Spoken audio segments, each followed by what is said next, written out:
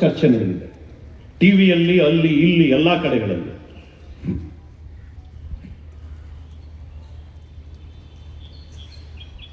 ಎಷ್ಟು ಮಂದಿ ರೀ ಮನುಸ್ಮೃತಿಯನ್ನು ಓದಿದ್ದಾರೆ? ಮನುಸ್ಮೃತಿಯ ಬಗ್ಗೆ ಚರ್ಚೆ ಮಾಡ್ತಕ್ಕಂಥವ್ರು ಎಷ್ಟು ಮಂದಿ ಮನುಸ್ಮೃತಿಯನ್ನು ಓದಿದ್ದಾರೆ? ಗೊತ್ತಿಲ್ಲದೇನೆ ಒದರಾಡ್ತಕ್ಕಂಥ ಜನಗಳೇ ಜಾಸ್ತಿ.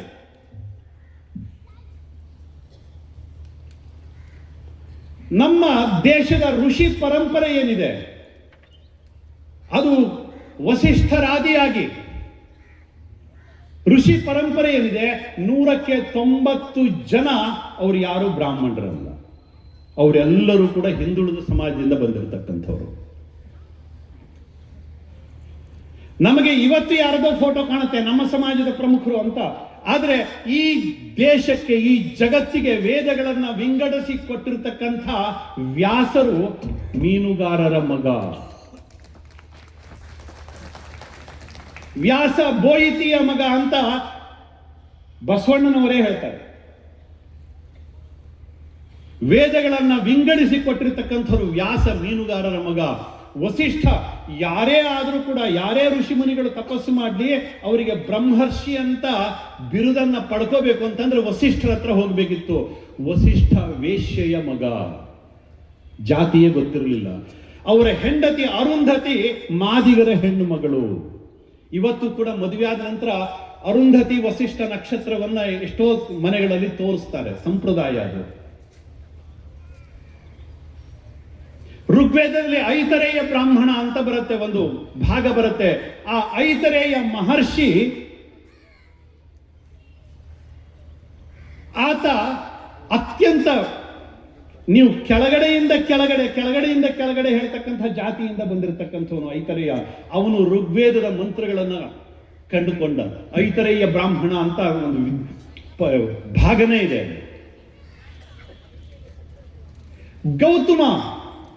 ಗೌತಮ ಮಹರ್ಷಿ ಆತ ಕುಂಬಾರರ ಮಗ.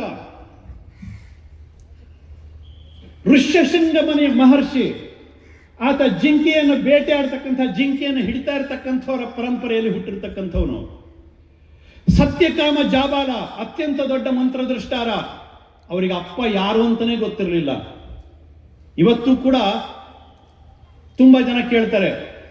ಸತ್ಯಕಾಮ ಜಾಬಾಲನ ಬಗ್ಗೆ ಒಂದು ತುಂಬಾ ಚಿಕ್ಕದಾಗಿರ್ತಕ್ಕಂಥ ಒಂದು ಕಥೆ ಇದೆ. ಆತ ಸುಮ್ಮನೆ ಹೋಗ್ತಾನೆ, ದಾರಿ ಮೇಲೆ ಒಂದು ಗುರುಕುಲ ಕಾಣುತ್ತೆ, ಅಲ್ಲಿ ಹೋಗಿ ಕುತ್ಕೊಂತಾನೆ. ಅವನಿಗೆ ಖುಷಿ ಆಗತ್ತೆ. ಅಲ್ಲಿನ ವೇದ ಘೋಷಗಳು, ಅಲ್ಲಿನ ಕಲಿಕೆ ತನಗೆ ಓದಬೇಕು ಅಂತ ಅನ್ಸತ್ತೆ. ಗುರುಗಳ ಹತ್ರ ಹೋಗ್ತಾನೆ, ತಾನಿಲ್ಲಿ ಕಲಿಬೋದಾ ಅಂತ. ಆಗ ಗುರುಗಳು ಕೇಳ್ತಾರೆ, ನಿಂದು ಯಾವ್ದಪ್ಪ ಗೋತ್ರ ಅಂತ. ಅವನಿಗೆ ಗೋತ್ರ ಗೊತ್ತಿರುವುದಿಲ್ಲ. ಅವನು ಸೀದಾ ಅಮ್ಮನ ಹತ್ರ ಬರ್ತಾನೆ. ಅಮ್ಮ, ಈ ತರ ಗುರುಗಳು ಹೇಳಿದ್ದಾರೆ, ನನ್ನ ಗೋತ್ರ ಯಾವುದು, ನಾನು ಕಲಿಬೇಕು ಅಲ್ಲಿ ಅಂತ. ತಾಯಿ ತುಂಬಾ ಪ್ರಾಮಾಣಿಕವಾಗಿ ಹೇಳ್ತಾಳೆ, ಮಗನೇ, ನಿನ್ನ ಅಪ್ಪ ಯಾರು ಅಂತ ನನಗೂ ಗೊತ್ತಿಲ್ಲ. ಹೋಗು ಗುರುಗಳ ಹತ್ರ ಇದನ್ನೇ ಹೇಳು ನೀನು ಅಂತ. ನಾನು ಮನೆಯಲ್ಲಿ ಬೇರೆ ಮನೆಯಲ್ಲಿ ಕೆಲಸ ಮಾಡಬೇಕಾದ್ರೆ ನೀನು ಹುಟ್ಟಿದ್ಯಾ, ನಿನ್ನ ಅಪ್ಪ ಯಾರು ಅಂತ ನನಗೂ ಗೊತ್ತಿಲ್ಲ, ಹೋಗು ಗುರುಗಳ ಹತ್ರ ಹೇಳ್ಕೊ ಅಂತ. ಅವನು ಹೋಗಿ ಆ ಹುಡುಗ ಗುರುಗಳ ಹತ್ರ ಅದನ್ನೇ ಹೇಳ್ತಾನೆ. ಆ ಗುರುಗಳಿಗೆ ಇಷ್ಟು ಸಂತೋಷ ಆಗತ್ತೆ. ತಾಯಿಯ ಹೆಸರೇ ನಿನ್ನ ಗೋತ್ರ, ಮತ್ತೆ ಯಾವುದು ನಿನ್ನ ಗೋತ್ರ ಅಲ್ಲ, ನಿನ್ನದು ಜಾಬಾಲ ಗೋತ್ರ ಅಂತ ಕರೀತಾರೆ. ಆತ ಒಬ್ಬ ದೊಡ್ಡ ಮಹರ್ಷಿ ಆಗ್ತಾನೆ. ಸತ್ಯಕಾಮ ಜಾಬಾಲ ಮಹಾನ್ ತಪಸ್ವಿ. ಅವನಿಗೆ ಹುಟ್ಟೆ ಗೊತ್ತಿಲ್ಲ. ಜಾತಿಯಿಂದ ನಮ್ಮಲ್ಲಿ ಯಾರನ್ನು ಗುರುತಿಸಲಿಲ್ಲ ಕಣ್ರಿ, ಅವರ ಯೋಗ್ಯತೆಯಿಂದ ಗುರುತಿಸಿದೀವಿ ನಾವು, ಅವರ ಯೋಗ್ಯತೆಯಿಂದ ಗುರುತಿಸಿದೀವಿ. ಇದಕ್ಕೂ ಹೊರತಾಗಿ ಜಾತಿಯ ಕನ್ನಡಕ ಹಾಕೊಂಡು ನೋಡ್ತಕ್ಕಂಥ ರೋಗಿಗಳಿದ್ರೆ ಅದು ಭಗವಂತನ ಶಾಪ ಅಂತಾನೆ ನಾವು ಹೇಳಬೇಕಾಗತ್ತೆ, ಮತ್ತೇನಿಲ್ಲ.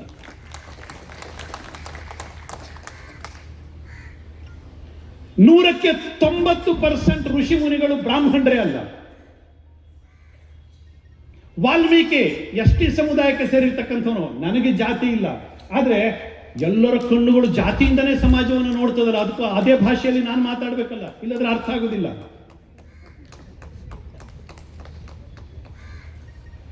ಮಹರ್ಷಿ ವಾಲ್ಮೀಕಿ ಆತ ಬ್ರಾಹ್ಮಣ ಅಲ್ಲ. ಗಾಯತ್ರಿಯನ್ನ ಜಗತ್ತಿಗೆ ಕೊಟ್ಟಿರತಕ್ಕಂತಹ ವಿಶ್ವಾಮಿತ್ರ ಆತ ಬ್ರಾಹ್ಮಣ ಅಲ್ಲ. ಪೂರ್ವಜನ್ಮದ ಗಾದಿ ರಾಜ. ಜಾತಿಗೆ ಈ ಸಮಾಜದಲ್ಲಿ ಯಾವತ್ತೂ ಕೂಡ ಬೆಲೆಯೇ ಇರಲಿಲ್ಲ, ಉಲ್ಲೇಖವೂ ಕೂಡ ಇರಲಿಲ್ಲ.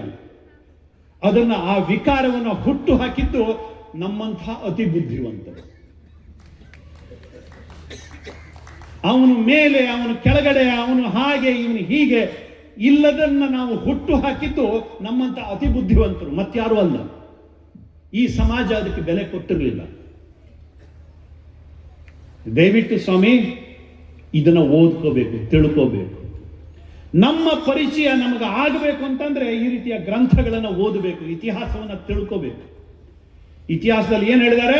ಅಕ್ಬರ್ ಮಹಾಪುರುಷ, ದಂಡೆತ್ತಿ ಬಂದ್ರು, ಸಿಕಂದರ್,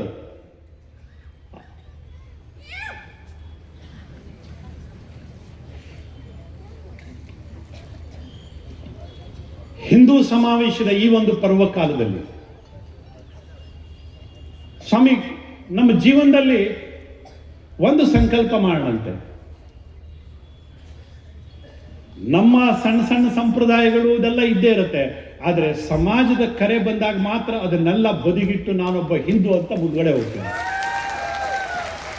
ಮನೆಯಲ್ಲಿ ನಮ್ಮ ಜಾತಿ ಯಾವುದೇ ಇರಲಿ, ಆದ್ರೆ ಮನೆಯಿಂದ ಹೊರಗಡೆ ಹೋಗ್ಬೇಕಾದ್ರೆ ನಾನೊಬ್ಬ ಹಿಂದೂ ಅಷ್ಟೇ, ಮತ್ತೇನು ಗೊತ್ತಿಲ್ಲ ನನಗೆ.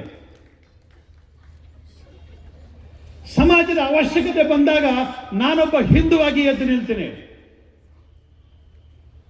ಈ ಒಂದು ಸಂಕಲ್ಪ ನಮ್ಮ ಸಮಾಜದಲ್ಲಿ ಆಗಬೇಕು.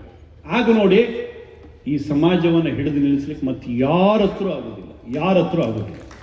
ಜಗತ್ತ ಹತ್ರ ಸಾಧ್ಯವೇ ಇಲ್ಲ. ಜಗತ್ತು ಸೋಲನ್ನು ಒಪ್ಕೊಂಡ್ಬಿಡ್ತಾ ಇದೆ. ಇಲ್ಲಿ ನಮಗೆ ನಮ್ಮವರೇ ವಿರೋಧಿಗಳು ಬಿಟ್ರೆ ಜಗತ್ತಿನಲ್ಲಿ ನಮ್ಮನ್ನ ಹಿಡಿದು ನಿಲ್ಲಿಸ್ತಕ್ಕಂಥ ತಾಕತ್ತು ಮತ್ತೆ ಯಾರಿಗೂ ಕೂಡ ಇಲ್ಲ, ಯಾರಿಗೂ ಕೂಡ ಇಲ್ಲ. ಇವತ್ತು ದೀಪಾವಳಿಯನ್ನ ಜಗತ್ತಿನ ಬಹುತೇಕ ಸಂಸತ್ತುಗಳಲ್ಲಿ ಆಚರಣೆ ಮಾಡ್ತಾರೆ. ಗಣಪತಿ ಉತ್ಸವ ಕೇವಲ ನಾವು ಮಾಡೋದಿಲ್ಲ ಕಣ್ರಿ, ಆಫ್ರಿಕನ್ನರ ಆ ಉತ್ಸಾಹವನ್ನು ನೋಡಿದ್ರೆ ಗಣಪತಿ ಉತ್ಸವ ಮಾಡಲಿಕ್ಕೆ ನಮಗೆ ನಾವು ನಿಜಕ್ಕೂ ಹಿಂದೂಸ್ತಾನದಲ್ಲಿ ಇದೀವೋ ಅಂತ ಹೇಗೋ ಅಂತ ಅನ್ಸ್ಬಿಡುತ್ತೆ. ಅಷ್ಟೊಂದು ದೊಡ್ಡ ಪ್ರಮಾಣದಲ್ಲಿ ಗಣಪತಿ ಉತ್ಸವವನ್ನು ಆಫ್ರಿಕಾದಲ್ಲಿ ಮಾಡ್ಲಿಕ್ಕೆ ಶುರು ಮಾಡಿದ್ದಾರೆ. ಶ್ರೀಕೃಷ್ಣರ ರಥವನ್ನು ನಾವು ಇವತ್ತು ಎಲ್ಲೋ ಒಂದ್ ಕಡೆ ದೇವಸ್ಥಾನ ಇದ್ದಲ್ಲಿ ಮಾತ್ರ ರಥೋತ್ಸವ ಅಂತ ಮಾಡ್ತೀವಿ. ವರ್ಷ ಪೂರ್ತಿ ರಷ್ಯಾದಲ್ಲಿ ಶ್ರೀಕೃಷ್ಣನ ರಥೋತ್ಸವ ನಡೆಯುತ್ತೆ. ಯುರೋಪದಲ್ಲಿ ಸ್ಕ್ಯಾಂಡಿನೇವಿಯನ್ ಕಂಟ್ರೀಸ್ಗಳಲ್ಲಿ ನಡೆಯುತ್ತೆ. ವರ್ಷ ಪೂರ್ತಿ ಕೃಷ್ಣನ ರಥೋತ್ಸವ ನಡೆಯುತ್ತೆ.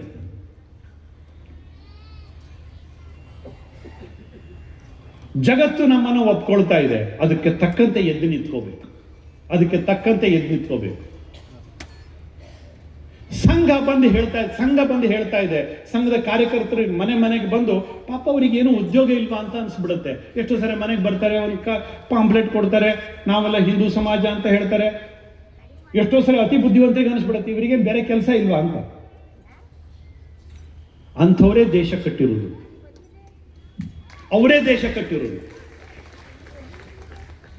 ಯಾರು ಕೇಳಲಿ ಬಿಡ್ಲಿ ಕಳೆದ 100 ವರ್ಷಗಳಿಂದ ಮನೆ ಮನೆಗಳಿಗೆ ಹೋಗಿ ಹೇಳ್ತಾ ಬಂದಿದ್ದಾರಲ್ಲ, ನೀನು ಹಿಂದೂ, ನೀನ್ ಹಿಂದೂ, ನೀ ಹಿಂದೂ, ಹಿಂದೂ ಸಮಾಜದ ಕಾರ್ಯಕ್ರಮ ಅಲ್ಲಿ ಬನ್ನಿ ಇಲ್ಲಿ ಬನ್ನಿ ಅಂತ ಕರ್ಕೊಂಡ್ಬಂದಿಯಾರಲ್ಲ, ಅವ್ರಿಗೆ ಯಾವ ಅಪೇಕ್ಷೆಯೂ ಇರಲಿಲ್ಲ.